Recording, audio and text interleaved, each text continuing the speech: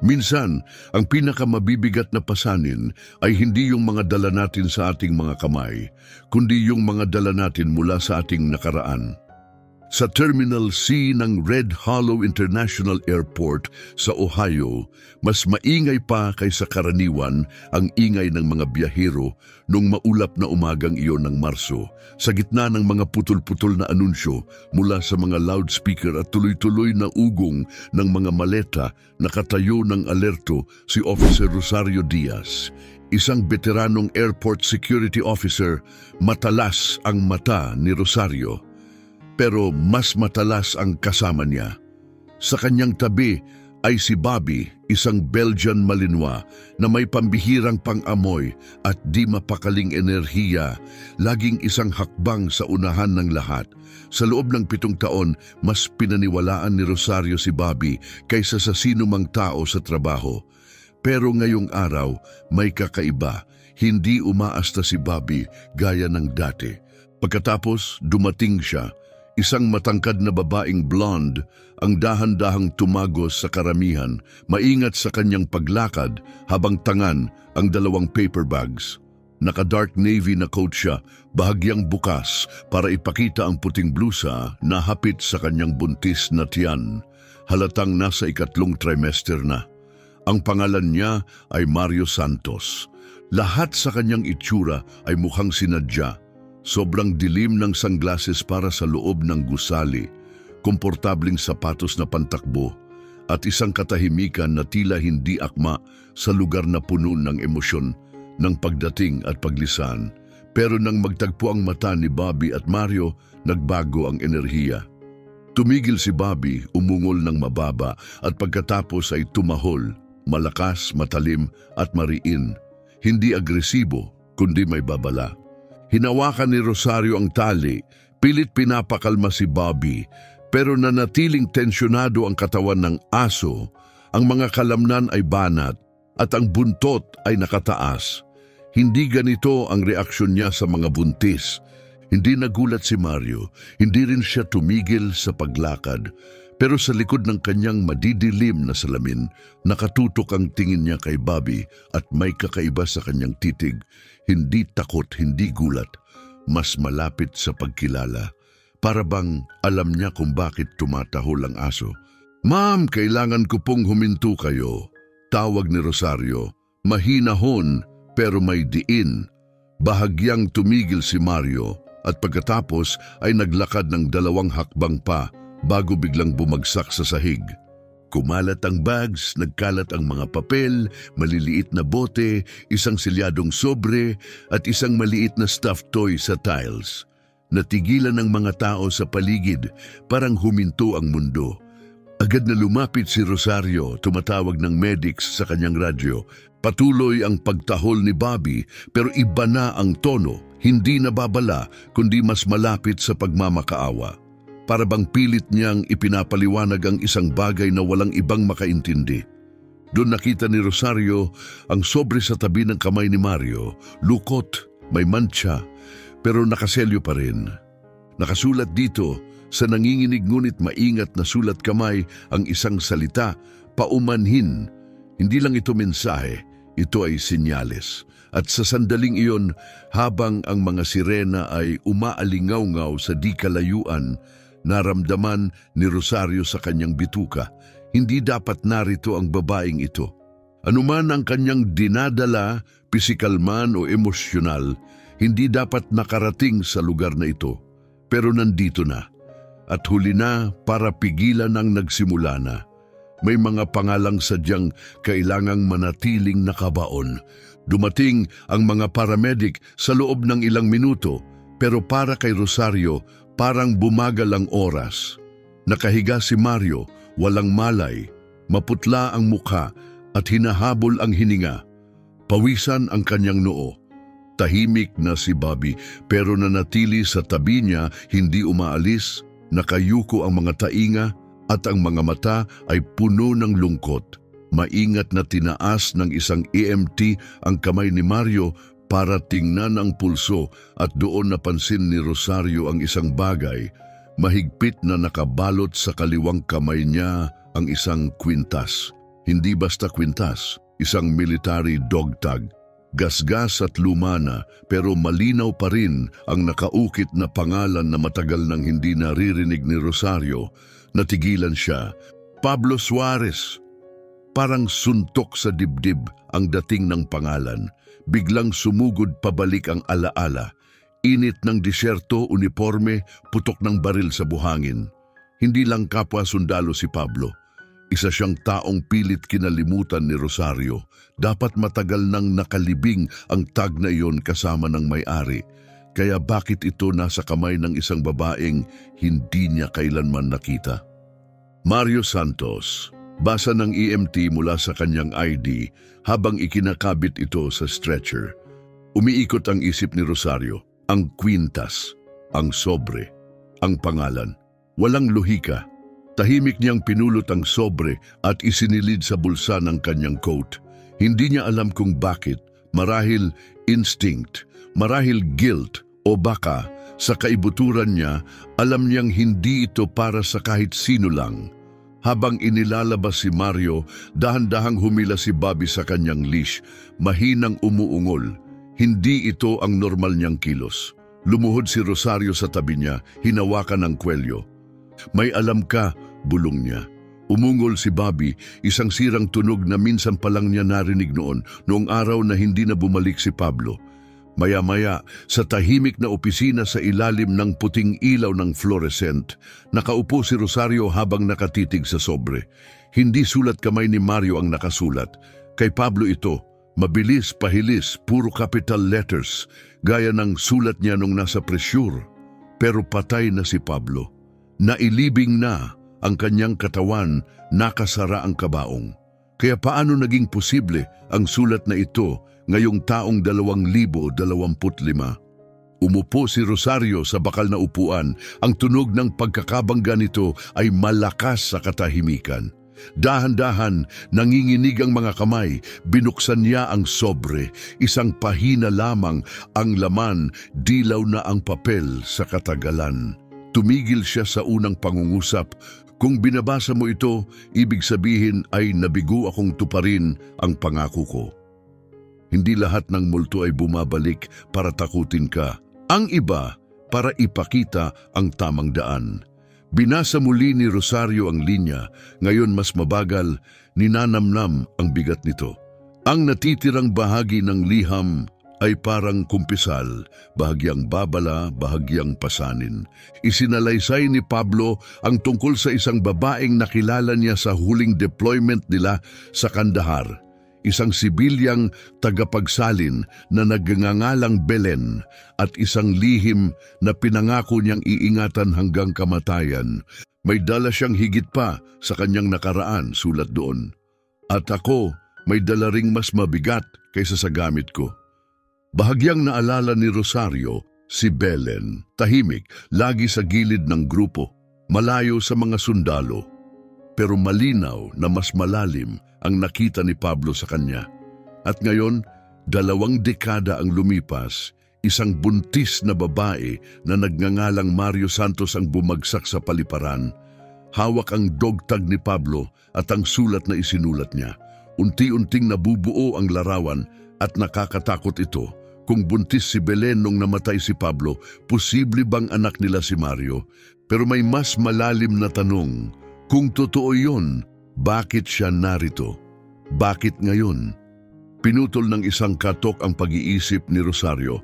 Pumasok si Officer Dorian Fay, ang batang kasosyo niyang matalas din. Mabigat ang mukha. Gising na siya, sabi ni Dorian. Ikaw ang hinahanap niya. Dahan-dahang tumayo si Rosario, tiniklop ang liham at isinilid muli sa bulsa. Isang kilabot ang dumaan sa kanyang katawan, hindi dahil sa lamig.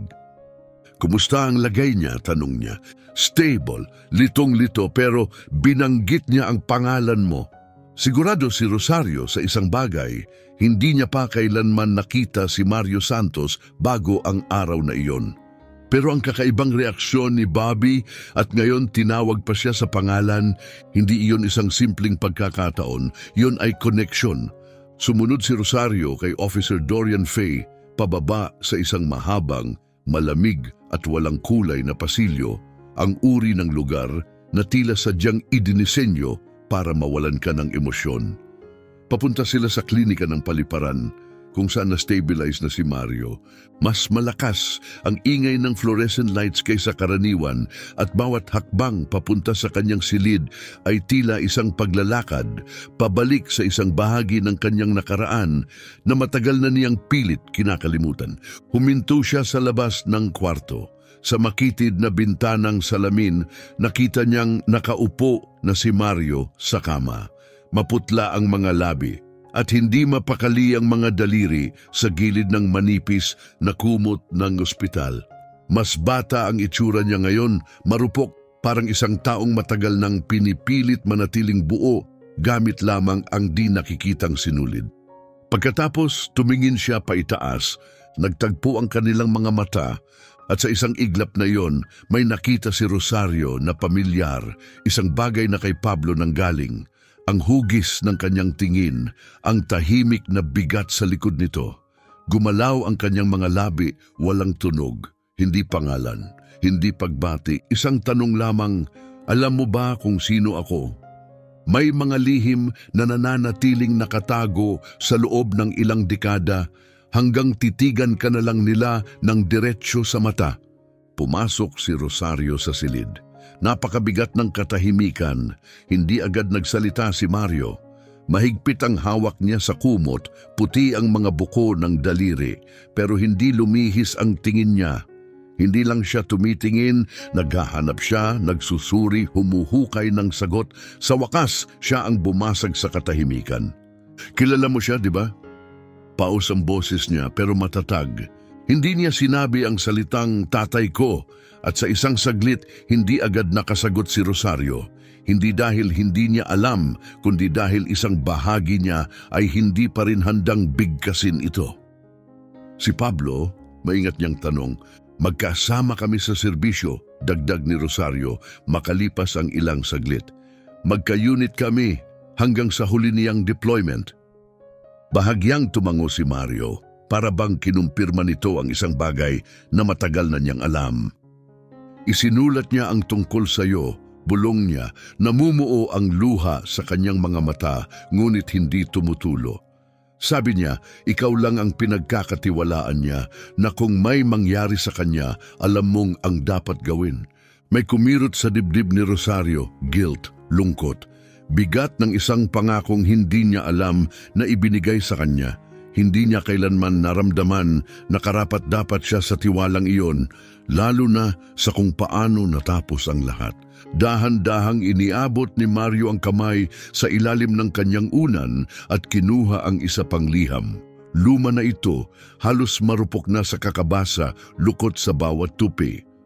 Para ito sa akin, isinulat niya bago pa ako ipinanganak, sabi niya. Itinago ito ng nanay ko sa loob ng maraming taon. Sabi niya, delikado, na ang pagbabasa nito ay magdadala lang ng sakit. Iniabot niya ang liham kay Rosario gamit ang nanginginig na mga daliri. Tinanggap ito ni Rosario at agad niyang naramdaman ang bigat nito. Parang mas mabigat pa ito kaysa sa mga salitang laman nito.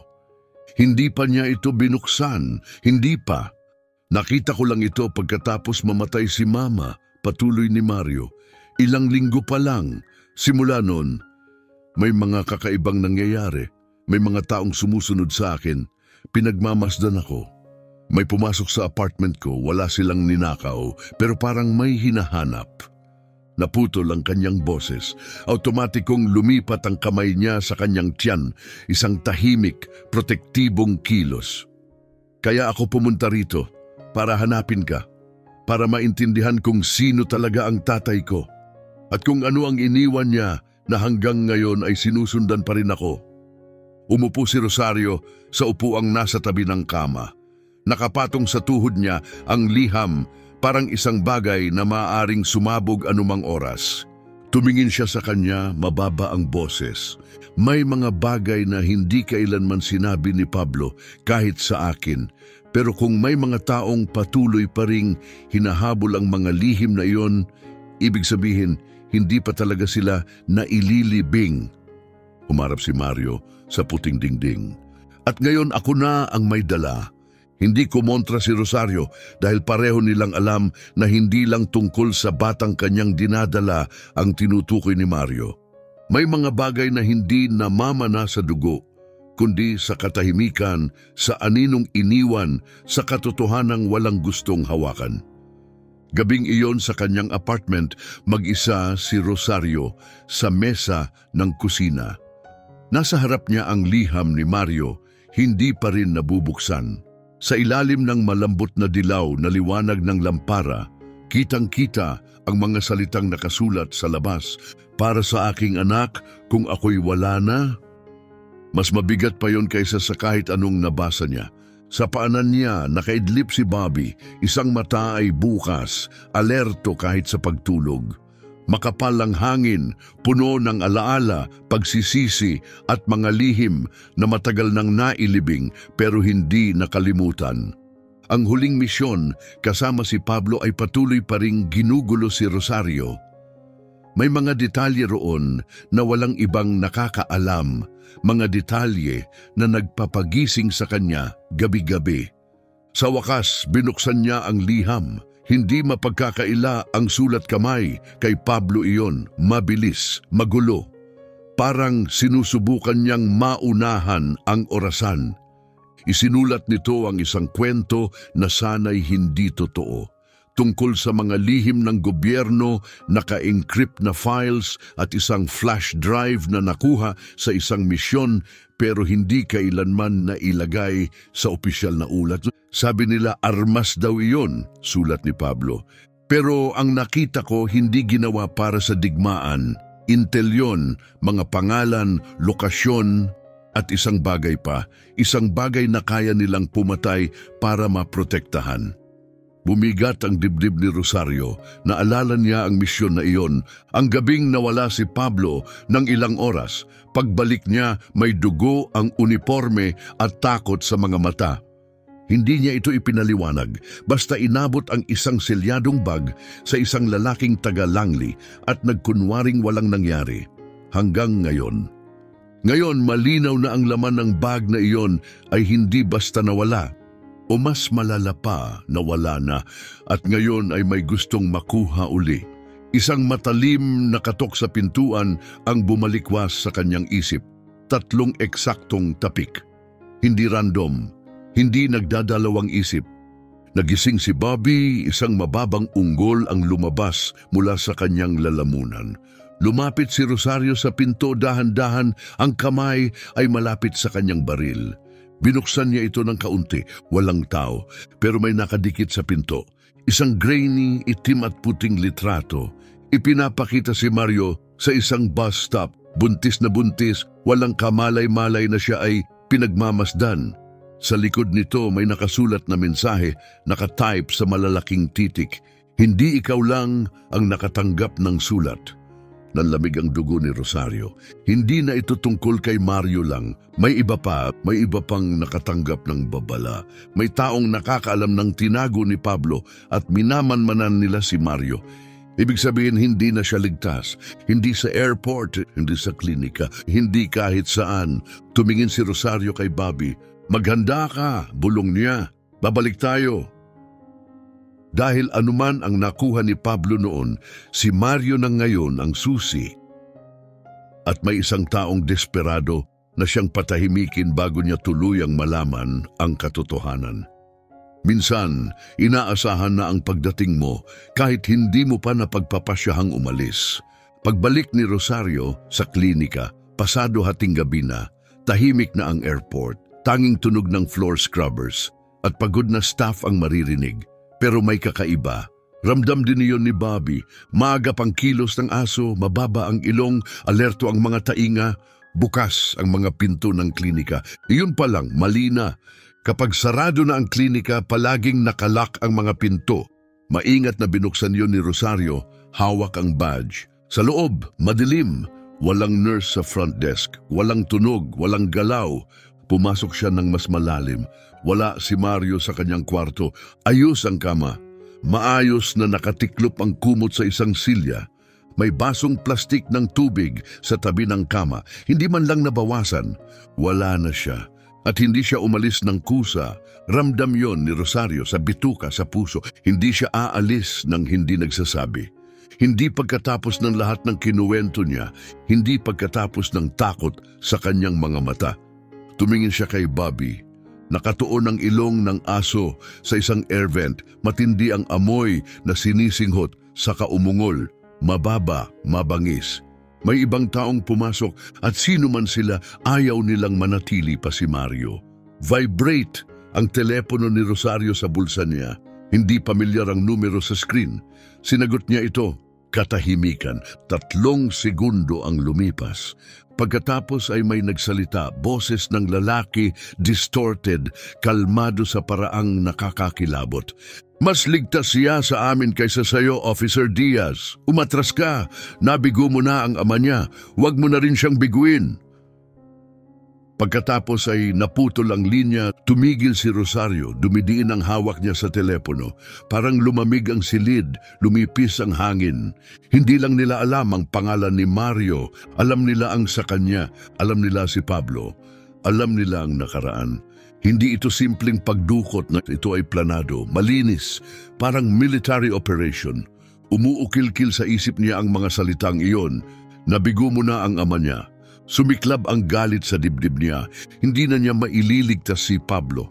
Pero hindi niya hahayaang mawala rin si Mario. Hindi ngayon. Pabalik sa security headquarters, agad niyang binuksan ang surveillance feed ng pasilyo ng klinika. At nakita niya ito, time-stamped at 11:45 ng gabi. 2 lalaking nakasuot ng uniforme ng paramedics, kalma, profesional, may dalang stretcher. Nakahiga si Mario rito, hindi gumagalaw, nakatali, walang malay, walang kaguluhan, walang eksena. Tumango sila sa night staff, kumindat ng badge at nawala sa loob ng 90 segundo. Pinatigil ni Rosario ang frame. Nag-zoom in siya sa isang detalye, isang patch sa gilid ng equipment bag, kupas, halos hindi makita. Riyon, biglang bumagsak ang sikmura ni Rosario. Isang pangalan mula sa kadiliman, isang pangalan na konektado sa mga misyon na napakalalim ng pagkakalibing, hindi man lang opisyal na kinilala. Tumibok ng mabilis ang pulso niya. Hindi nila basta hinulaan na darating si Mario. Hinintay nila siya. May mga file na hindi dapat binubuksan, maliban na lang kung ikaw ang mismong pinagtataguan ng mga ito. Gabing iyon, sa kusina ng kanyang apartment, nakaupo si Rosario sa ilalim ng malamlam na ilaw ng lampara. Lumalamig na ang tasa ng kape sa harap niya. Nakahiga si Bobby sa may pintuan, gising kahit pikit. Paulit-ulit sa ulo niya ang pangalang yon, Rion. Hindi ito isang grupo, isa itong multo. Dating black cell, isinilang mula sa kaguluhan ng post-Sham na sa 11 intelligence operations. Hindi kailanman opisyal na kinilala, sinasabing isinara noong 2011. Pero sa mga bulong, nabubuhay pa rin ito, deep cover, off the grid. Minsan binanggit ito ni Pablo, tahimik, habang nasa isang tensyonadong patrol sa Helmand Province. Hindi sila sumasagip ng tao, aniya. Binubura nila. Kailangan ni Rosario ng mga sagot at may isang tao lang na posibleng may access sa ganitong uri ng lihim, Albie Crane. Dating NSA, full-time conspiracy theorist, matagal nang naglaho sa radar, namumuhay ngayon sa isang trailer sa liblib na burol malapit sa Columbus. Matagal na silang hindi nagkikita, mahigit 1 dekada. Pero kung may file tungkol sa Rion, si Albie ang may hawak. Nagmaneho si Rosario buong gabi habang paulit-ulit sa isip ang mga imahe. Si Mario sa stretcher, ang mga peke pero maayos na medic, ang boses sa telepono. Hindi ito kaguluhan. Isa itong matagal nang nakaplano. Isang bitag na na-activate nang magsimulang lumabas ang lihim ni Pablo. Kung may tinago si Pablo na sapat na lakas para gisingin ang Rion mula sa kamatayan. Hindi lang iyon mga pangalan, yun ay patunay na kayang pagpatayan. Dumating siya sa trailer ni Albie, parang isang bangungot na paranoid. May solar panels sa bubong, mga wires na nagkakagulo sa paligid ng satellite dishes at isang karatula sa pintuan. Ngumiti ka, kompromiso ka na rin. Binuksan ni Albi ang pinto, naka-t-shirt na may nakasulat, "Ni ako, hindi ko pinagkakatiwalaan ang sarili ko." Nakadiskwento, walang sapatos. Wala ring gulat nang makita si Rosario o si Bobby. Sabi ko na, darating ang araw na to. Anya, walang emosyon. Dalawa ang backup ko ng ghost file. Kung nandito ka, ibig sabihin gumalaw na ang isa. Nakitid ang tingin ni Rosario. Alam mo si Pablo? Payat ang ngiti ni Albi, parang kutsilyo. Hindi ko siya kilala, pero na-trace ko ang operasyon, isang asset extraction na pumalpak. Nawala lahat ng records. Hindi yon misyon, libing yon. Ang kaibigan mo, hindi lang sundalo, siya ang pader sa pagitan ng file at ng mundo. Sa loob, binuksan ni Albi ang isang encrypted hard drive at nag-load ng folder na may bungo ang icon. Ito ang sinubukan nilang patahimikin, mahina niyang sabi. Lumapit si Rosario habang binubuksan ang isang video file. Nag-flicker ang screen. Isang madilim na interrogation room ang lumitaw. May lalaking nakatali sa upuan, duguan, pagod. Sa harap niya, sa anino isang figura, hindi kita ang mukha. Mga mata ni Mario, mukha ni Pablo. Isang boses sa off-cam, malamig, utos ang tono. Saan mo itinago o mawawala ang anak mo? Nabigla ang lalamunan ni Rosario. May mga pagsagip na hindi planado sa mapa, gawa sila sa pagsisisi. Sa pagbalik sa Red Hollow, nakakalat sa harapan ng headlights ang mga eksena ng footage. Si Pablo, bugbog, duguan, hindi kailanman ibinunyag ang lokasyon. Hindi niya pinagtaksilan ng lihim at bago matapos ang video, tumingala siya at bumulong, wala siyang kasalanan. Huwag niyong gagalawin kahit kailan. Sapat na yon, alam ni Pablo. Inaasahan niya ito. Hindi lang siya naghanda sa kamatayan, naghanda siya para sa kaligtasan ni Mario. Sa airport secure systems, ginamit ni Rosario ang lahat ng pabor. Inisa-isa ang restricted flight logs, data ng exit gates, pati closed-loop vehicle tracking. At sa loob ng 6 na oras, may lead na siya. Isang van ang nagdala kay Mario sa lumang military depot, 14 na milya mula sa lungsod. Nakarehistro ito sa isang Peking logistics company, Curus Solutions. Kinumpirma ito ni Albi. Isang front name na konektado sa Rayo, ang bagong pangalan ng Rion. Lahat ay tumugma, matagal nang inihanda ang bitag, at ngayon si Mario ang sentro nito. Hindi pwedeng dumaan sa official channel si Rosario. Hindi kung Rayo ang kalaban. Malawak ang saklaw nila. Posibleng may tao sila sa loob mismo ng sistema, kaya nag-dark mode siya. Kinuha ang burner phone na matagal na niyang itinago. I-dial ang isang numero. 2 ring, isang boses sa kabilang linya. Akala ko di na kita maririnig muli, Diaz. Si Paula Boss ex-recon, ngayon ay multo na rin. May utang siya kay Rosario at maalala niya yon. Kailangan ko ng extraction, sabi ni Rosario. Isang tao, high risk agad-agad. Hindi siya tinanong ni Paula. Ang sagot lang niya, ipadala ang coordinates, ako na bahala sa katahimikan. Binaba ni Rosario ang tawag at tumingin kay Bobby. Alerto ang aso. Para bang alam na niya ang mangyayari. Handa ka pa ba sa isa pa? Tanong niya. Pumalo ang buntot ni Bobby sa sahig. 1, 2. Iyon lang ang kailangan niyang sagot. Inihanda ni Rosario ang kanyang sandata. Ipinatong ang hard drive sa isang secured case. Isinuot ang bulletproof vest. Pumasok sa isip niya ang huling linya sa sulat ni Pablo. Kung matagpuan mo siya, protektahan mo. Kahit sa katotohanan, tiningnan niya ang oras. Inayos ang mga gear. At mahina niyang binigkas, tama na Pablo, uwi na siya. Hindi mo talaga maiintindihan kung gaano kadilim ang mundo. Hanggang may magsarado ng pinto sa likod mo at isusi ito ng mahigpit. Nakatayo ang warehouse sa harapan nila, tahimik, kalawangin, tila isang halimaw na nilimot ng panahon. Ipinarada ni Rosario ang sasakyan sa ilalim ng overpass, 2 kanto ang layo, kung saan halos di naabot ng liwanag ng lungsod ang mga anino. Makalipas ang ilang minuto, dumating si Paula Voss, nakaitim na tactical gear, infrared lenses, ang takip sa mga mata. Bawat galaw ay eksakto at walang ingay, walang pakikipag-usap, walang tanong.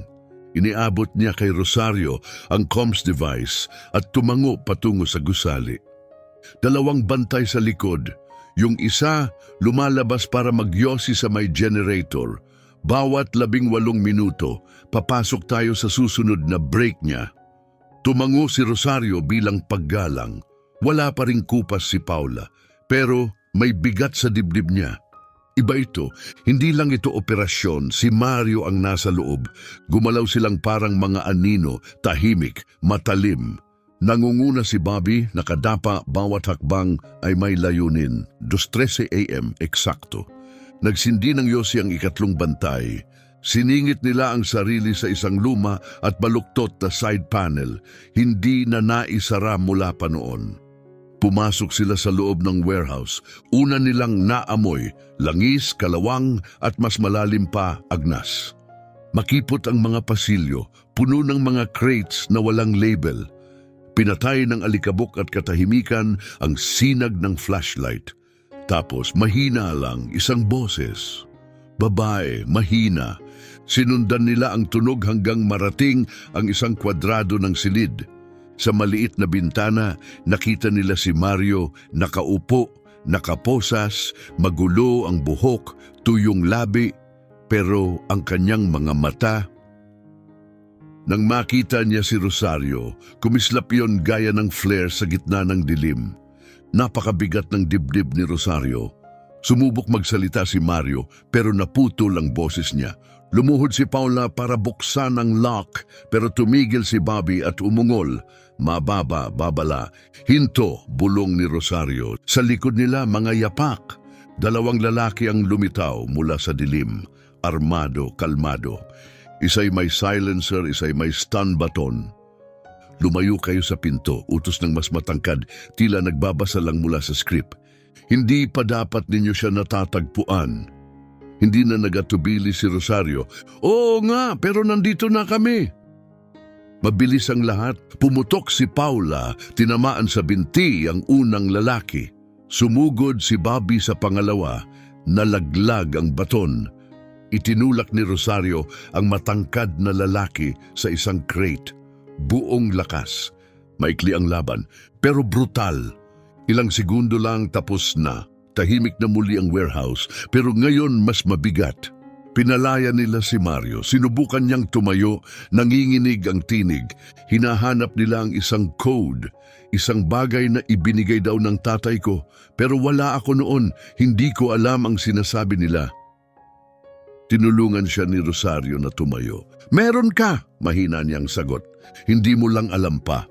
Habang papalabas sila, si Paula ang nagbabantay sa likuran. Hindi nila napansin, bumuhay ang security feed sa likod nila. Sa isang madilim na silid, milya ang layo, isang babaeng may pilak na buhok ang lumapit sa screen. Malamig ang mata, tinututukan si Mario. Aktibo na siya, bulong niya. Sa isang taong wala sa frame, sabi niya, hayaan silang tumakbo, nagigising na ang bata. Pagkatapos, ngumiti. Simulan na natin. Ang ibang sagot hindi galing sa mga buhay, kundi sa mga masyadong matagal ng tahimik. Tahimik ang silid ng motel. Masyadong tahimik.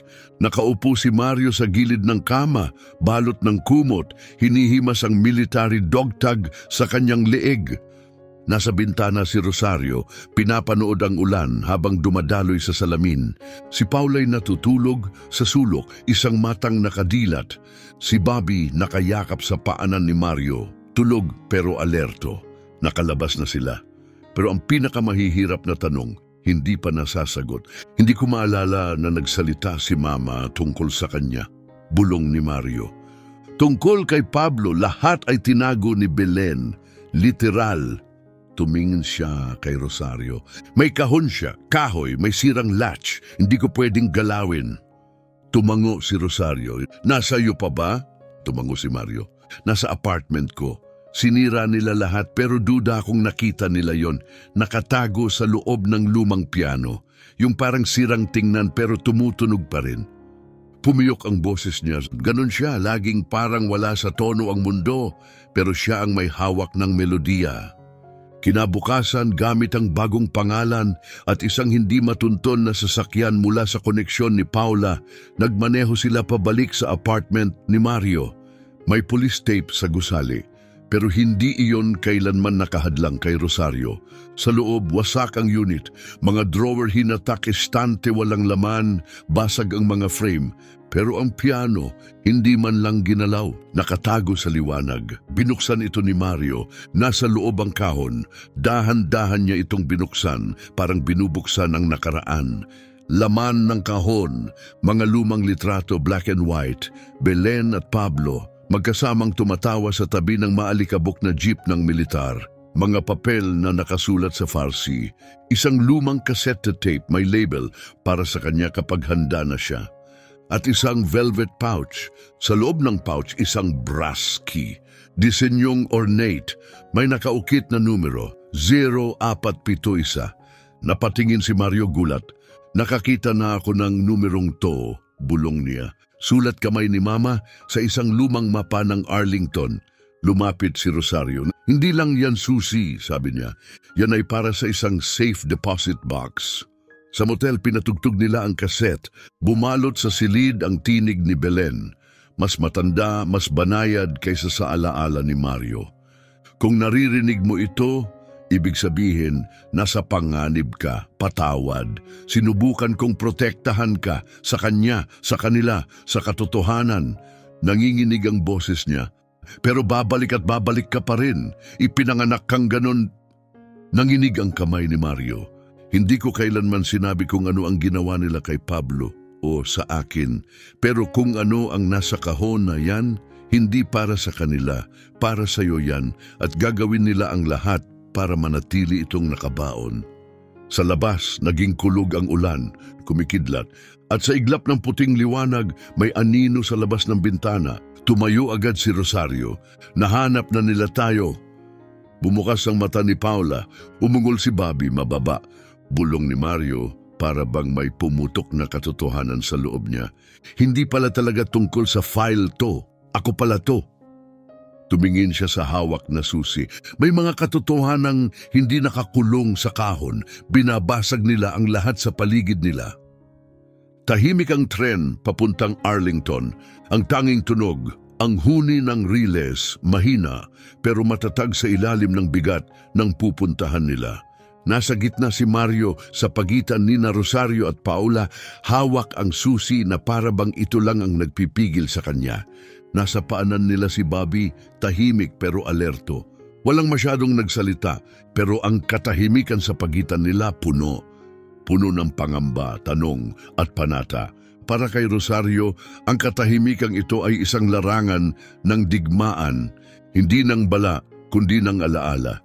Dumating sila bandang tanghali, makulimlimang langit parang hinulma sa granito ang mga gusali. Matandang-matanda ang hitsura ng bangko, solidong bato, brass na pinto at mga gwardyang parang estatwa. Sa loob halos hindi sila tinapunan ng tingin ng receptionist. Hanggang makita nito ang susi, nagbago ang ekspresyon niya, pagkilala at takot. Walang imik, tumayo siya at tinawag ang manager. Hindi mo talaga malalaman kung gaano kalalim ang anino hanggang sa may mag-lock ng vault mula sa loob. Makalipas ang ilang sandali, isang lalaking nakasuot ng perpektong navy suit ang lumapit sa kanila. Kalma at elegante, ipinakilala niya ang sarili bilang Mr. Lon at tinanguan silang sumunod. Habang binabaybay nila ang mahabang koridor na puno ng mga bakal na safe boxes, ang tanging tunog ay ang alingaw-ngaw ng kanilang mga hakbang. Huminto si Lon sa harap ng isang kahong may marka, 0471.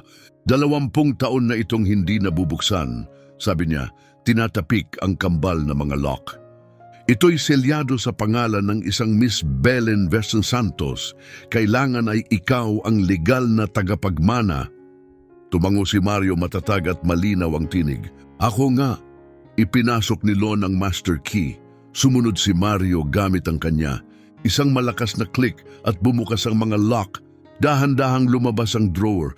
May kasamang ungal ng kalawang na tunog parang bulong mula sa nakaraan. Sa loob, walang pera, walang alahas. Isang makapal na Manila envelope na may selyong eyes only at isang lumang pocket watch. Maselan, antique at tumitibok pa rin. Parang hindi kailanman tumigil ang oras. Kinuha ni Mario ang sobre. Bahagyang nanginginig ang kanyang mga kamay habang binubuksan ito. Sa loob, mga military documents, may mabibigat na selyo. May mga nakasulat sa Ingles, ang iba naman sa Farsi. May mga mapa, may mga pulang linyang guhit sa gitna ng disyerto. At isang larawan na nagpaurong kay Rosario. Siya at si Pablo, dalawang batang sundalo sa harap ng isang base. Sa likuran, kalahating natatakpan sa anino, si Belen.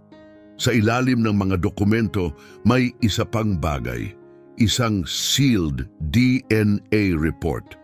Nakasulat sa itaas, Mario V. Santos. Isang linyang naka-highlight, anomalous genetic markers detected, subject matches Helix protocol profile. Biglang nagdilim ang ekspresyon ni Paula. Helix? Hindi lang lihim, yan, Black Ops yan, DARPA-level biotech mula pa 90s, pinatigil matapos mawala ang napakaraming test subjects. Biglang lumamig ang paligid para kay Rosario. Ibig mong sabihin, bahagi siya nito? Umiling si Paula, mata nakatuon kay Mario. Hindi, ibig kong sabihin, maaring siya ang resulta nito. Napatingin si Mario sa papel, huminto ang kanyang paghinga. Hindi na nagtatago sa dilim ang katotohanan. Hindi lang siya pinrotektahan ni Belen laban sa iba, pati sa sarili niya. At sa tunog ng tumitibok na pocket watch, humalo ang nakaraan at hinaharap. Ano man ako, bulong ni Mario, alam na nila bago pa ako'y silang. Nagtagpo ang tingin nila ni Rosario at hindi pa sila tapos. Hindi mo kailangan ng uniforme para maging sandata. Minsan, sapat na ang ipinanganak ka. Kinagabihan, sa isang tagong ranger station sa gitna ng kagubatan ng West Virginia, isa sa mga safe house ni Paula, nakalatag ang mga dokumento sa isang mahabang mesa. Blueprints, charts, redacted memos at ang buong Helix file, isa-isang binubusisi. Mata ni Paula, matalas na parang laser. Tahimik si Mario, nakapatong ang DNA report sa kanyang kandungan. Si Rosario, nakatayo sa bintana, nakatawid ang mga braso, nakatingin sa kagubatan. Unti-unti nang lumilinaw ang katotohanan at mas mapanganib ito kaysa inaakala nila. Hindi lang ito genetic study, sabi ni Paula, hawak ang isang dokumento. Off-record ang Helix.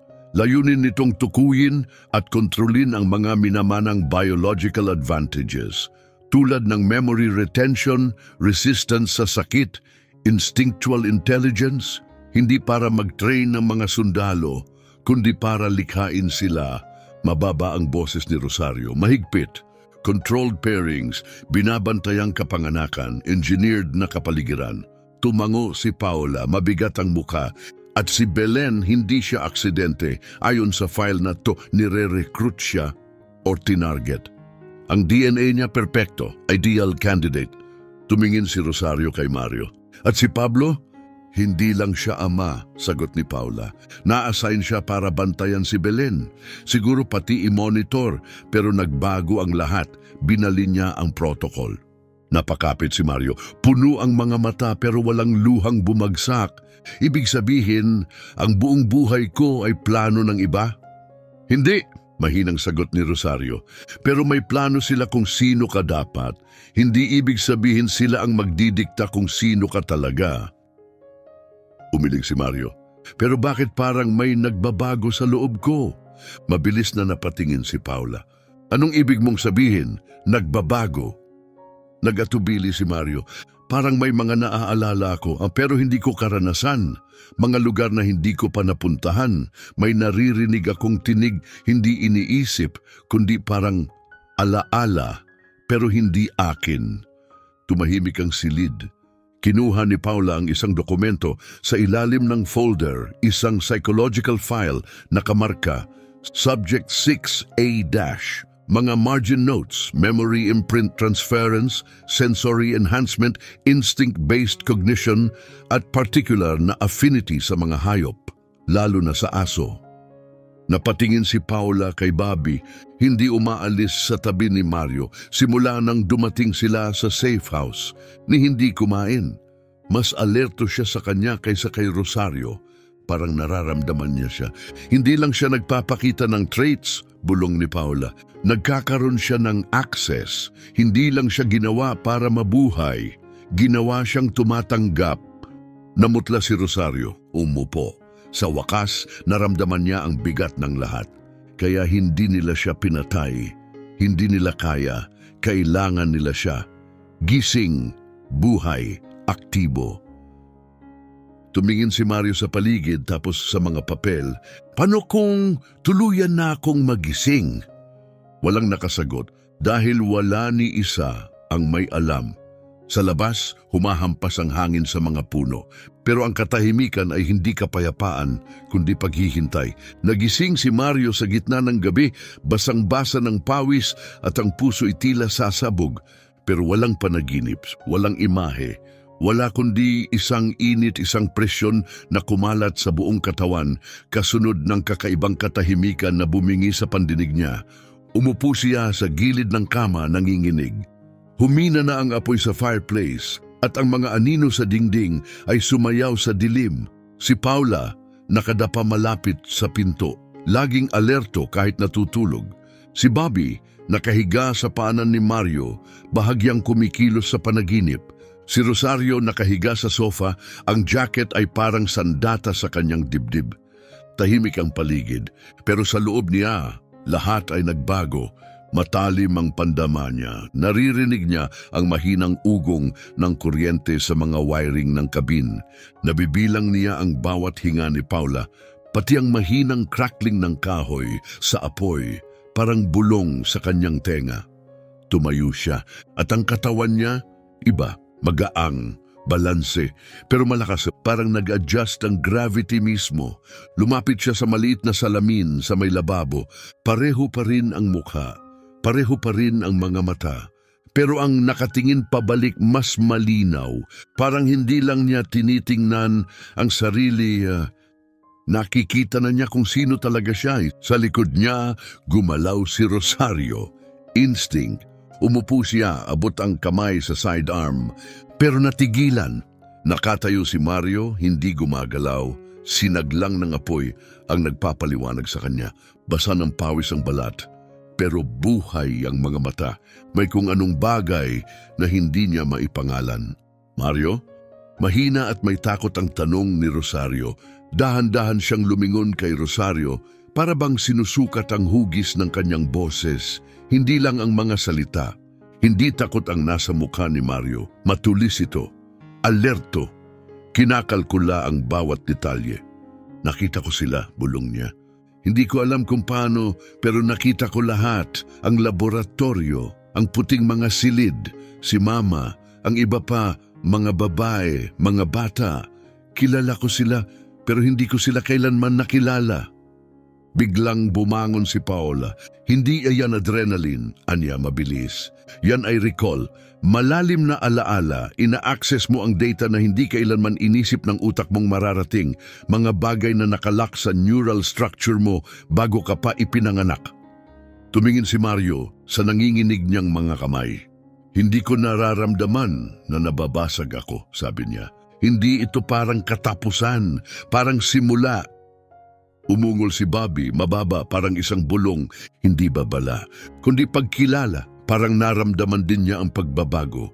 Ang koneksyon nila ni Mario na dati ng kakaiba, ngayon ay parang biolohikal. Biglang may mahinang beep na pumuno sa silid. Isang ilaw sa laptop ang kumikislap, matatag, ritmo't parang tibok ng puso. Mabilis gumalaw si Paula. Hindi konektado yung laptop na yan, sabi niya. Completely offline yan. Pero patuloy ang kislap. Pagkatapos, nagliwanag ang screen, itim ang background. Isang linyang teksto ang lumitaw sa puting letra, Helix Protocol, Phase 2 Activation. Sumunod, verification complete. Pagkatapos muling dumilim ang screen, katahimikan, mabigat, elektriko. Alam nila, bulong ni Rosario. Alam nilang mangyayari ito. Matagal na nila itong hinihintay. Lumayo si Mario mula sa laptop, mahinang-mahina ang boses niya. Wala akong ginalaw, hindi ko ito inactivate. Mabilis na sinarado ni Paula ang laptop, nilock sa isang lead-lined case. Hindi mo kailangan, sabi niya, mabigat ang tono, dahil ang signal hindi galing sa labas. Tumingin siya kay Rosario. Galing sa kanya, hindi siya tinitrace, siya mismo ang nagtra-transmit. Nanigas ang panga ni Rosario, parang lumamig ang buong silid. Hindi mo matatakasan ang gumawa sa'yo kung ikaw mismo ang ginamit nilang daan pabalik. Nakatayo si Mario sa gitna ng cabin, parang isang bagyong pinipigilan. Hindi lang siya nagbabago, sumasabay siya sa isang bagay na mas malaki, mas luma, matagal nang naghihintay at ngayon na aktibo na ang protocol, oras na lang ang bibilangin bago nila siya kunin. Nakahanap si Paula ng isang pangalan mula sa sealed files sa safe deposit box, Dr. Julian Crest.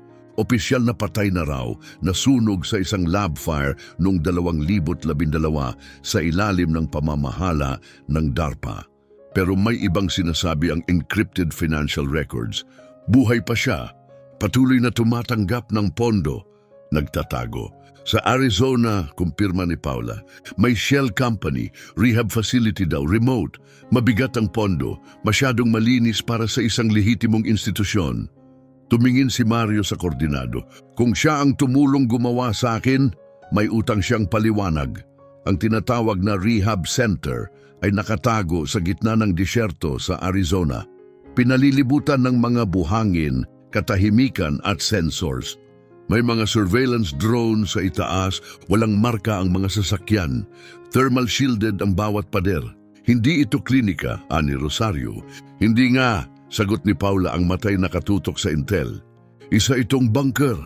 Pumasok sila sa ilalim ng liwanag ng buwan, lagpas hating gabi, sa pamamagitan ng lumang maintenance shaft na itinuro ni Albi mula sa lumang blueprint. Ang pasukan halos natabunan na ng buhangin. Walang sino man ang nakalapit sa lugar na yon sa loob ng maraming taon. Sa loob, nag-iba ang hangin, malamig, walang amoy. Parang pati oxygen ay sinala para burahin ang kasaysayan, mga konkretong dingding. Walang palatandaan, mababa ang ilaw. Maingat silang gumalaw, iniiwasan ang mga lumang bitag at motion sensors hanggang sa narating nila ang isang sealed sublevel, isang lab sa ilalim ng lupa.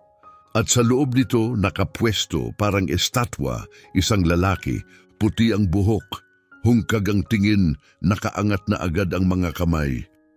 Hindi ko inaasahan na dadating kayo ngayon, anya mata nakatutok kay Mario. Hindi pa dapat nagtitrigger ang protocol.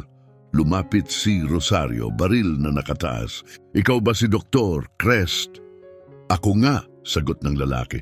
Pero ngayon, ako na lang ang natitirang nakakaalala kung paano siya ginawa. Bahagyang pumikit si Mario pero nanatiling matatag. Bakit si Mama? Bakit ako? Huminga si Crest, malalim, pagod. Siya ang may pinakamatatag na gene markers na nakita namin. At ikaw lang ang naging matagumpay. Parang salamin na biglang nabasag ang lahat. Mabilis ang tanong ni Paula, ano ba talaga ang gusto ninyong patunayan? Hindi siya sinagot ni Crest, diretsong tumingin kay Mario. Ang helix, hindi yun ang layunin, prototype lang yun. Ikaw ang tanging nakaabot sa full integration. Ang iba, nabigo. Bago pa sila makapagsalita, sumabog ang pasilyo sa likod nila. Apoy at konkretong alikabok ang bumalot sa hangin. Yumanig ang sahig, pulang ilaw ang sumindi sa buong pasilyo. Tumili ang mga sirena. Containment breach detected. Lockdown initiated. Hindi gumalaw si Crest, ngunit mapait ang ngiti niya. Gusto niyong malaman ang totoo, aniya. Ngayon, isasama nila kayo sa lihim na yon. Dati, siya ang dapat nilang itago. Ngayon, siya na ang pinakamalaking banta nila. Sumabog sa kaguluhan ng pasilyo, naliligo sa pulang ilaw, hiyawan ng sirena, parang isang babalang huli na para makaiwas. Bumagsak mula sa kisame ang alikabok habang isa-isang nagsasara ang mga pintong bakal. Isinelyo ang mga daanan, pinutol ang lahat ng alam na labasan. Hinablot ni Paula ang braso ni Mario at hinila pabalik sa lab. Sinisilyuhan na nila ang pasilidad. 70 segundo, baka mas maikli pa. Humarap si Rosario kay Dr. Crest. Sasama ka sa amin. Pero hindi gumalaw si Crest. Namutla ang balat, lumalim ang mata. Hindi ako kailanman inakalang makalalabas dito, bulong niya. Pero siya dapat ang makalabas. Napatigil si Mario, mabilis ang hinga, pero mas mabilis ang isip. Nag-flash sa paningin niya ang mga bagay na hindi pa niya kailanman nakita. Mga plano ng gusali, pasilyo, mga daanan ng pagtakas. Parang blueprint na biglang naging wika sa kanyang isip. May subtunnel sa ilalim ng Lab 3, biglang sabi ni Mario. Papunta sa dating cooling system, doon tayo makakalabas. Napakurap si Paula. Paanong alam mo yan? Hindi ko alam, bulong ni Mario. Pero alam ko mabilis silang gumalaw. Si Rosario ang nangunguna. Si Paula ang nagsasara sa likuran. Si Mario ang gumabay. Parang alam ang pasilidad mula sa loob. Nasa tabi niya si Bobby. Gumagalaw na parang konektado sa isip niya. Bawat liko, alam ni Mario bago pa nila marating. Alam niya kung saan bulag ang mga kamera. Alam niya ang galaw ng mga guwardya. Alam niya kung saan sila mag-atubili. Hindi ito swerte. Ito ay koda. Pagdating nila sa bulkhead sa ilalim ng lab, sandaling tumigil si Paula. Matagal nang naka-welding ito. Hindi na ngayon, sagot ni Mario. Ipinatong niya ang palad sa panel. Nag-hiss ang lock, dahan-dahang bumukas ang pinto. Sa likod nito makitid na tunnel, malamig, mekanikal, nilimot ng panahon. Habang naglalakad sila, napatingin si Rosario sa kanya. Hindi instinct yon. Yun ay programang inilagay. Tumango si Mario. Sa tingin ko, hindi lang alaala ang iniwan ni Mama sa piano, baka training o naka-embed na kaalaman, parang dinownload diretso sa akin. Sumingit si Paula habang lumilingon sa likuran. Hindi ka lang ginawa para mabuhay dito, ginawa kang makatakas. Mula sa likod, narinig nila ang dagundong ng mga yapak. Mabibigat na bota, nagkaklik ang mga sandata, sigaw ng mga utos. Pumutok ang mga baril nang marating ng mga sundalo ang tunnel. Gumanti ng putok si Rosario para takpan ang grupo. Isang bala ang tumama sa pader, ilang pulgada lang ang layo sa mukha ni Mario. Sumugod si Bobby, nangangalit, itinulak palayo ang isa sa mga umatake. Nagpakawala ng flash grenade si Rosario. Ang pagsabog ay nagbigay sa kanila ng ilang segundo. Pero sapat na yon. Tumakas sila sa tunnel at lumabas sa tuyong bangin sa likod ng pasilidad. Ang ilaw ay galing lamang sa buwan. May van na naghihintay sa may burol. Backup ni Paola. Tahimik silang sumakay. Umalis ang sasakyan, papasok sa dilim ng disyerto. Hawak-hawak ni Mario ang pocket watch. Tumitik-tik pa rin, matatag, hindi nagpapahinga. Ano na ngayon? Tanong niya, nanginginig ang boses. Tumingin si Rosario sa kanyang mga mata. Ngayon, hindi na tayo tumatakbo, sagot niya. Ngayon tayo ang maghahanap. Tumingin si Paula sa bintana, mahina ang tinig. Dahil kung gumawa sila ng proyekto, hindi lang isa ang subject, tinapik niya ang folder sa kanyang kandungan. May iba pa, bakit pa may mga designation kung wala silang kasunod? Tahimik ang safe house sa kanayunan ng New Hampshire. Hindi kapayapaan ang dala ng katahimikan, kundi tensyon. Yung klase ng katahimikan na nagsasabing may parating. Sa loob ng lumang cabin, nakaupo si Mario sa sahig, nakakrus ang mga binti, napalilibutan ng mga dokumentong nakuha mula sa lab ni Crest. Mga naninilaw na papel, kupas na larawan, mga kodigo sa tape labels. Parang humahabol ng multo ang kanyang mga daliri. Nakatayo si Rosario sa may pintuan, nakakrus ang braso, matalim ang mga mata. Si Paula nasa mesa binubuo ang timeline, pinagdudugtong ang mga petsa, notes at impormasyon. Si Mario ang nakahanap, nakatago sa loob ng lumang training manual, walang label, gusot, isang papel na nakatiklop, walang pamagat, walang paunang salita, isang listahan lang, 5 pangalan. Bawat isa may parehong designation, 6A. Tinitigan niya ito na para bang nagliliwanag. Akala ko ako lang, mahina niyang sabi, pero hindi pala. Lumapit si Rosario, nanginginig ang papel sa kanyang mga kamay. Hindi lang ito records, sabi niya. Ito ang mga pagkatao, mga subjects. Tumigil ang daliri ni Mario sa isang pangalan, Robert Aquino. Nakikita ko siya sa panaginip. Bulong niya. Isang batang tumatakbo sa gitna ng niebe. Akala ko panaginip lang. Tumayo si Paula. Mabilis, alerto. Hindi guni-guni yan, neural yan. Kinuha niya ang whiteboard at nagsimulang gumuhit ng koneksyon. Konektado kayo, genetically, cognitively, para kayong nakasintonado sa iisang frequency. Nakukuha mo ang mga alaala nila, mga memory echoes, cross signals, posibleng instinctive communication pa. Nilunok ni Mario ang takot. Hindi lang nila kami nilikha, ikinonekta nila kami. Kinagabihan, dinecrypt ni Paula ang isang flash drive mula sa lab. Pagka-crack ng code, lumitaw ang isang mapa sa screen. 5 pulang marka, nakakalat sa iba't ibang parte ng Estados Unidos. Bawat isa, tugma sa mga pangalan sa listahan. Hindi lang ito files, sabi ni Paula. Ito ay mga lokasyon, coordinates, maaring mga dormant subjects o activated na. Lumapit si Rosario o pareho. Tumayo si Mario, tinitigan ng screen at ang refleksyon niya naghahati sa 5 nagliliwanag na tuldok.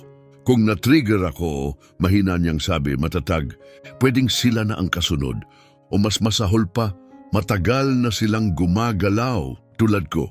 Tumango si Paula, mabigat ang muka, at kung nagsisimula na silang magising, hindi nila agad malalaman kung sino ang dapat pagkatiwalaan. Siningit ni Rosario na nagiging dahilan para maging mapanganib sila o mas malala pa, sobrang hina. Lumapit si Mario sa maliit na lamesang kahoy kung saan nakapatong ang pocket watch mula sa vault. Kinuha niya ito, ramdam ang tahimik na tibok nito laban sa kanyang palad. May kakaiba sa relo na to, sabi niya. Lagi itong lumilitaw sa mga panaginip ko. Hindi lang sentimental to. I think ginagamit ito para subaybayan o sukatin ang oras ng isang bagay. Tumingin si Paula sa string ng code na nakasulat sa ilalim ng DNA file ni Mario. Yang sequence na yan, tugma sa bahagi ng helix signal, posibleng nakatune ang relo sa beacon mismo. Nagpalipat-lipat ang tingin ni Rosario sa kanila.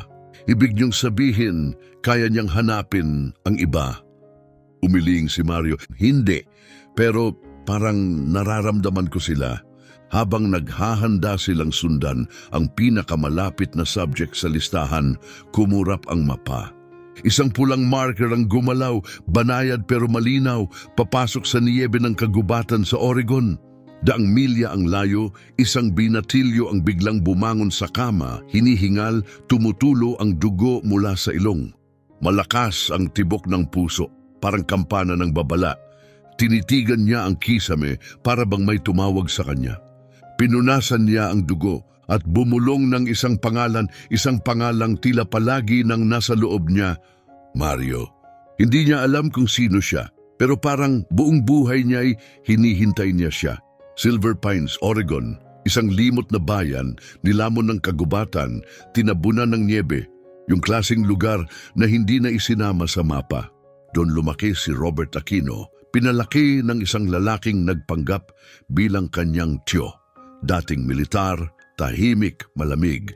Hindi kailanman nagkuwento tungkol sa mga magulang ni Robert. Sa tuwing nagtatanong siya, iisa lang ang sagot. Namatay sila sa serbisyo. Pero hindi niya kailanman pinaniwalaan. Lalo na't gabi-gabi, naririnig niya ang mga tinig, Nakikita ang mga mukha sa panaginip. Isa ang pinakamalabo pero paulit-ulit. Isang batang babae, blonde, madidilim ang mata. Palaging tumatakbo, palaging natatakot, palaging malakas. Hindi niya siya kilala pero alam niyang kilala niya ito. Tuwing gigising siya mula sa mga panaginip, nanginginig ang mga kamay niya, masakit ang dibdib at dumudugo ang ilong. Tumigil na siya sa pagtatanong ng isang araw ay sunugin ng tiyon niya ang guhit niyang sketch ng batang babae. Hinawakan sa harap niya at sinindihan. Hindi ka nilikhang makaalala. Mas kinatakutan niya ang pangungusap na yon kaysa sa kahit ano pa. Kinabukasan, pagkatapos ng pinakamalinaw niyang panaginip, naramdaman ni Robert na may nagbago. Ngayon bumulong ang batang babae. Isang pangalan, hindi lang boses, Mario. Pagkagising niya, ang lumang grandfather clock sa hallway na ilang taon nang tahimik, tumitik-tik na muli. At hindi niya maintindihan kung bakit mas kinilabutan siya roon kaysa sa panaginip. Bumaba siya sa basement, sa chest na dati ipinagbawal ng tiyo niyang buksan. Pero ngayon alam niyang hindi na niya kailangan ng pahintulot. Binuksan niya ito. Laman nito, mga medical na file. Dos-dosenang folder. Ilan may pangalan niya. Ang iba puro number lang. Arie Unrirendu. Isang larawan. Siya bilang bata konektado sa mga makina. Isa pa, blood sample, naka-label. Helix adaptive subject, Ward. Nanginig ang mga kamay niya. Hindi siya ampon. Hindi siya ulilay. Isa siyang nilikha. Bantay sarado. Kontrolado. Buong buhay niya isa palang perimeter. At ngayon, bumabagsak na ang mga pader. Biglang narinig niya ang langit-ngit ng gulong sa niyebe. Ang kanyang tiyo. Maagang umuwi. Agad niyang tinipon ang mga files. Isinilid sa backpack at tumalon palabas ng bintana sa basement. Hindi niya alam kung saan siya pupunta. Pero alam niyang may humihila sa kanya. Isang tinig, isang direksyon, silangan ng pangalang Mario paulit-ulit sa isip. Hindi niya siya kilala. Pero tiyak siya, kilala siya ni Mario. Gabi ring yon sa safe house sa New Hampshire. Nakatitig si Mario sa mapa sa tabi ng apoy. Isang pulang marker ang gumalaw. Ipinikit niya ang mga mata. Gising na siya, bulong niya. Tumingala si Rosario mula sa notes niya. Si Robert? Tumango si Mario. Tumatakbo siya. Pumasok si Paula, puno ng niebe ang boots. Kailangan natin siyang mahanap bago sila ang makahanap. May mga pagkikita na hindi aksidente. Isinulat sila sa mismong DNA mo. Bumabagsak ang mabigat na niebe habang tinatawid ng SUV ang hangganan ng Pennsylvania. Maputla na ang pintura nito sa kapal ng putik at yelo. Nagmamaneho si Paula. Matalim ang mga mata, ang sasakyan naka-wire para hindi matrace. Nasa likod si Mario, nakatitig sa laptop screen, isang pulang marker, gumagalaw na ngayon. Hindi na paikot, diretso na ang galaw, papunta sa silangan. Robert Aquino, mahina niyang sambit. Hindi niya alam kung paano niya ito nalalaman. Alam lang niya, nararamdaman niya ito. May hila sa dibdib, isang ugong sa likod ng isip. Natatakot siya, Anya. Pero hindi siya tumatakbo palayo sa akin. Tumatakbo siya papunta sa akin. Napatingin si Paula sa rearview mirror. Habang lumalapit kayo, lalong lumalakas ang koneksyon. Kung may shared neural frequency ang helix, nagsisync na ito. Hindi natuwa si Rosario. At kapag lahat sila ay aktibo, huminga si Paula mabigat. Live na ang eksperimento at walang nakakaalam kahit sila kung ano ang magiging anyo nito. Tumingin si Mario sa kanyang mga kamay. Hindi na ito nanginginig. Bawat milyang nadadaanan, bawat segundo papalapit, lalo siyang tumatalas. Hindi na niya nararamdaman na nawawala siya sa kontrol. Nararamdaman niya na sa wakas, hawak na niya ito. Sa kagubatan malapit sa Scranton, nilalabanan ni Robert ang niebeng hanggang tuhod, hinihingal, naninigas ang mga kalamnan. Bawat hakbang parang pinapasan niya ang buong bigat ng katotohanan. Hindi niya alam kung saan siya pupunta, basta't alam lang niya hindi na siya babalik. Sa likuran, isang mababang ugong ng gulong sa niebe. Walang headlights, isang itim na sasakyan, mabagal ang takbo, hindi naghahanap, nagsusubaybay. Sa loob ng SUV, biglang umangat si Mario, nanlaki ang mata. Nakita na nila siya, lumingon si Rosario. Saan? Ipinatong ni Mario ang mga daliri sa sentido. Hindi ko alam, pero nararamdaman ko may presyon sa likod ng mga mata ko. Palapit na sila. Pinaspas ni Paula ang gas. Wala nang hintayan, kikilos na tayo ngayon. Sa pusod ng gabi, tumawid si Robert sa isang nagyeyelong creek. Halos gumuho na ang katawan. Tapos mga tinig mula sa mga puno, Asset 6A02, hinto. Sumunod ka. Lumabas mula sa anino ang 3 armadong lalaki. Itim ang uniforme, nakaangat ang mga baril. Tumigil si Robert. Tumibok ang puso, mabilis, malakas. Hindi gumagalaw ang mga binti niya. Ito na. Pero may bumangga mula sa likuran ng niebe. Isang malabong anyo ng balahibo at galit. Si Bobby. Sumugod ang aso, parang missile, tinamaan ang pinakamalapit na operative. Bumagsak ito sa yelo. Dumating si Mario, ilang segundo lang ang pagitan. Tumatakbo sa pagitan ng mga puno, mas mabilis kaysa sa dati. Tumalon siya sa likod ng natumbang kahoy, hinila si Robert at itinago sa likod habang dumaan ang mga bala sa ere. Kapag nagsalubong ang dalawang bahagi ng parehong code, may bago nang isinusulat. Totoo ka, bulong ni Robert, hingal sa malamig na hangin, lumalabas ang ulap ng hininga mula sa kanyang mga labi. Matagal na kitang nakikita sa isipan ko. Tinugunan siya ni Mario ng tingin, kalmado at matatag sa kabila ng kaguluhan sa paligid nila. Hindi ka baliw, sabi niya. May connection ka. Tumango si Robert, nanginginig pa rin. Akala ko nawawala na ako sa sarili ko. Hindi, sagot niya, matatag ang tinig. Nagigising ka na? Sa likuran nila, nagpaputok sina Rosario at Paula mula sa likod ng isang burol, tinatakpan ng kanilang pag-atras. Napilitan ng mga ahente ng reyon na umatras at magsikalat sa ngayon. At nang humupa ang huling putok at bumalik ang katahimikan, parang huminto sa paghinga ang kagubatan, dahan-dahang bumagsak ang niebe sa paligid nila. Lumingon si Robert kay Mario, gulat na gulat. Paano mo ako nahanap? Hindi ko ginawa, sagot niya. Malumanay ang mga mata. Nahanap natin ang isa't isa. May nabuo sa pagitan nila, mas malalim kaysa salita, mas malakas kaysa pagkilala. Hindi ito pag-ibig, hindi rin takot. Parang awit na hindi mo kailanman narinig, pero alam mong alam mo. Pagbalik sa SUV, nakaupo si Robert na nakayuko, hawak ang ulo, pilit inaayos ang lahat sa isip. Ang mga dokumento mula sa kanyang bag ay tumugma sa na-decrypt ni Paula, mga Neuralink, genetic blueprints at mga salamin ng memorya. Hindi lang siya tulad ni Mario, gawa siya kasama siya. Ang pangalawang kumpirmadong tagumpay ng Helix. 5 sila, paalala ni Paula.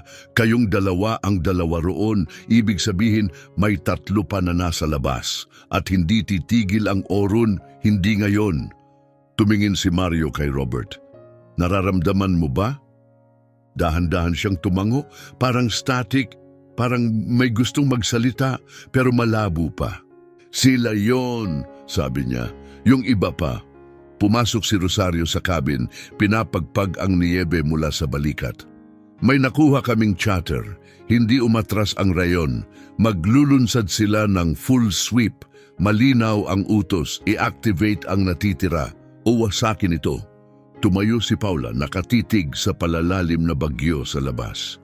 Hindi lang ito tungkol sa pagkaligtas, tungkol ito sa pagpili. Kayong dalawa ay ginawa para makaligtas. Yung iba, baka hindi. Tumayo si Mario, may determinasyong naglalagablab sa kanyang mukha. Hindi na tayo tatakbo, sabi niya. Hahanapin natin sila, isasama natin sila at tatapusin natin ito bago pa nila matapos.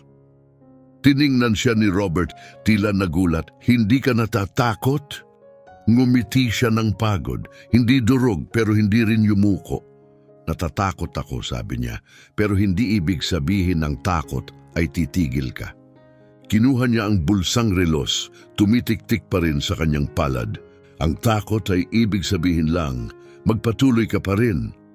Gawa sila upang sumunod, pero ngayon pinili nilang lumaban. Ang lumang pasilidad sa burol ng North Carolina ay mukhang kinalimutan na. Gumuho ang mga pader, kinakalawang ang mga gate, pero naramdaman ni Mario ang signal. Aktibo pa rin ito, buhay pa rin. Nakatayo sina Mario, Robert, Paula, Rosario at si Bobby sa may pasukan. Ito na yon. Wala nang pagtatago, wala nang paghihintay. Tahimik silang gumalaw, bumaba sa malamig at batong lagusan. Habang palalim sila ng palalim, lalo ring lumalakas ang hatak. Hindi alaala kundi likas na pakiramdam. Sa ilalim nakita nila ang tatlo pa. Mga subject ng helix tulad ni Mario at Robert, may marka, binago, gising. Walang kalituhan sa mga mukha nila, tanging pagkaunawa. Isang babae ang humakbang paabante. Nakita ka na namin doon sa dilim. Tumango si Robert. Pumunta kami para itigil ito. Sa control room, isinaksak ni Paula ang huling drive. Isang mahinang ugong ang pumuno sa silid habang naglo-load ang programa. Tatapusin nito ang lahat, sabi niya. Lahat-lahat, kahit saan man. Tumingin si Mario sa kanya, gawin mo. Pindot niya ang key at namatay ang system, namatay ang mga ilaw, namatay ang mga server. Ang ugong, ang ingay na sumunod sa kanila buong buhay nila, wala na. At sa unang pagkakataon, puro katahimikan na lang ang natira. Isang katahimikan na hindi pa nila nararanasan kailanman. Hindi na sila mga asset, hindi na eksperimento, hindi na armas. Tao na sila. Sa labas, sumikat ang araw sa ibabaw ng mga puno. Gumuho ang lumang pasilidad. Umangat ang alikabok sa ginintuang liwanag ng umaga. Tumingin si Robert kay Mario. Tapos na, umiling siya. Hindi pa mahina niyang sagot. Saka pa lang magsisimula, tatapusin natin ang sinimulan nila. Hindi lang para sa atin, para sa kahit sinong katulad natin. Wala nang sikreto, wala nang kontrol, tanging pagpili na lang. Ang tanging bagay na hindi ibinigay ng helix. Habang umaalis sila, marahang tumiktik ang relos sa kamay ni Mario. Tumatakbo pa rin. At sa kanyang isipan isang tinig, ang tinig ng kanyang ina, ay mahinang umalingaw-ngaw. Hindi ka ginawa para sumunod, ginawa kang pumili. Habang tinamaan ng araw ang kanyang mukha, pumikit si Mario. At sa unang pagkakataon sa kanyang buhay, naramdaman niyang malaya siya.